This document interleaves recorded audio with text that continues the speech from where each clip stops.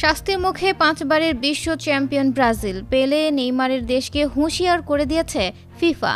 ব্রাজিলের ফুটবল সংস্থায় আদালতের হস্তক্ষেপের জেরে চটেছে বিশ্ব ফুটবলের সর্বোচ্চ নিয়ন্ত্রক সংস্থা। তাই এই হুঁশিয়ারি।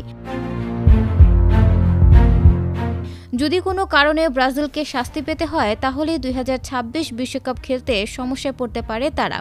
ফিফা চিঠিতে ব্রাজিল ফুটবল সংস্থাকে জানিয়েছে যে সংস্থার সভাপতি এডনাল্ডো রদ্রিগেজকে সরানোর জন্য যে তৎপরতা চলছে তা থামাতে হবে।